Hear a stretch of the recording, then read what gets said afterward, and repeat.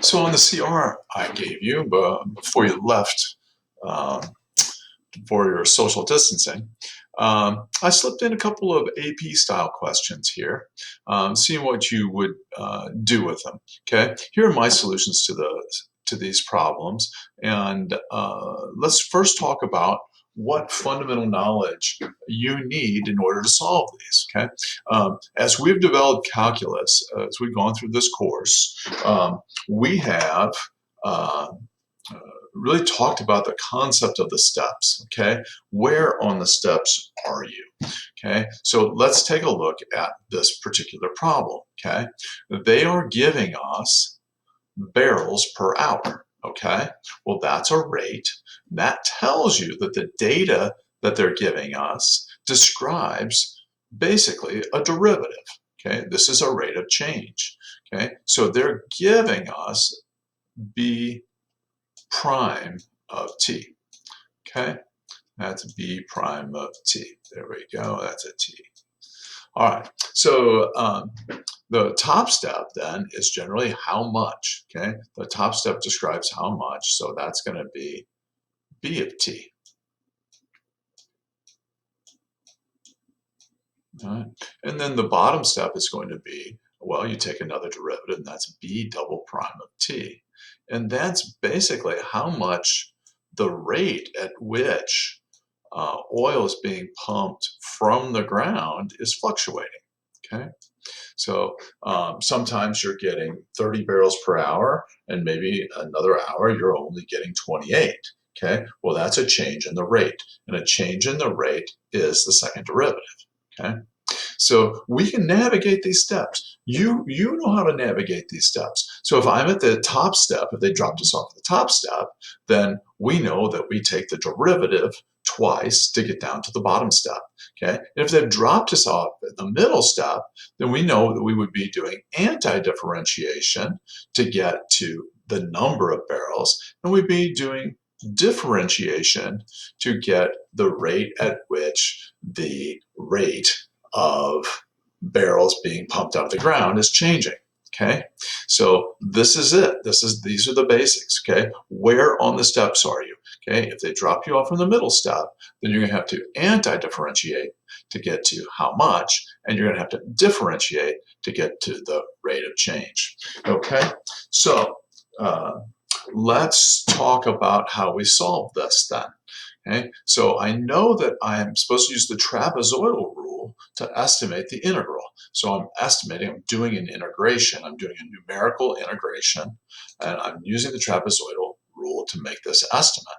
Okay, so I've graphed the data here in Excel, and then in order to create some trapezoids, then we are going to just draw some vertical lines, and we can see these trapezoids take shape.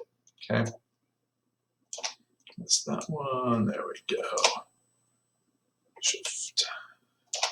All right, and so now we can see that we have 1, 2, 3, 4, 5, 6 different trapezoids, and we can find the area of each trapezoid. And so, for instance, the area of this first trapezoid right here, the area of this trapezoid is 1/2. Okay, the area of a trapezoid is 1/2. The big B, that's going to be 9 units. Okay, that's 9 high, plus the little b, that's 8 units high. Okay, times the width here, and that width is just 1. Okay, so it's very friendly. In order to find the area of this next trapezoid right here, we're going to do the same thing. That's 1/2. 1/2 big B, that's going to be, let's see, that's just 4 units. Plus little b, that's 9 units. Times 1, and so forth. Okay, now if you look at the question again, it wants to know the, be sure to write your answer with correct units. So the correct units is just going to be number of barrels. Okay, this is how many barrels. Okay. Question number 6. Use the above data to estimate how fast the rate at which oil is being produced is changing. Okay, so are they asking you a first step question, a middle step question, or a third step question? Okay, and what's the key phrases in this problem that tell you what you're looking for? So if we look at what are the key phrases here, see, it says use the above data to estimate how fast the rate at which oil is being produced is changing. How fast the rate is changing. So that's telling me we have a changing rate. That's telling me that we're on the bottom step.